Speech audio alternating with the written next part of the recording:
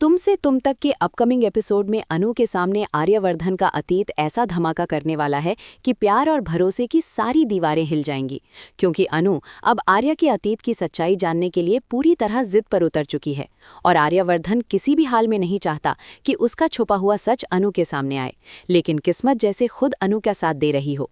अनु के हाथ एक पुराना फोटो फ्रेम लग जाता है और जैसे ही वो फ्रेम उठाती है उसकी आंखें फटी की फटी रह जाती हैं, क्योंकि उस फोटो में आर्यवर्धन के साथ एक औरत खड़ी होती है।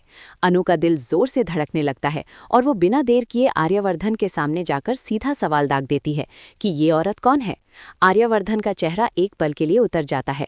वो टालने की कोशिश करता है, लेकिन अनु की नजरें इस बार झुकने नहीं देती और आखिरकार आर्यवर्धन भारी दिल से कबूल करता है कि ये मेरी पत्नी थी।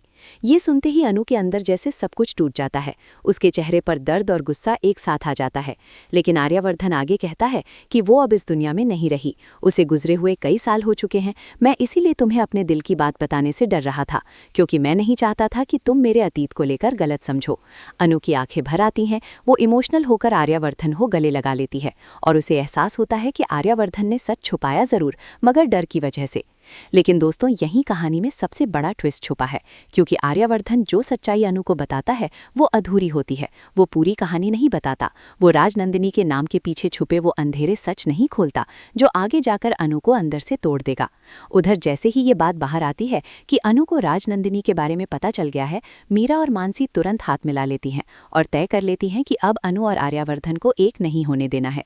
मीरा मानसी से कहती है कि अब तक तो अनु ने सिर्फ शुरुआत देखी है, असली सच सामने आया तो वो खुद आर्यवर्धन से दूर भागेगी और दोनों मिलकर ऐसा प्लान बनाएंगी जिससे अनु के सामने आर्यवर्धन के अतीत की पूरी सच्चाई सबसे गलत तरीके से आए, ताकि अनु का भरोसा भी टूटे और रिश्ता भी।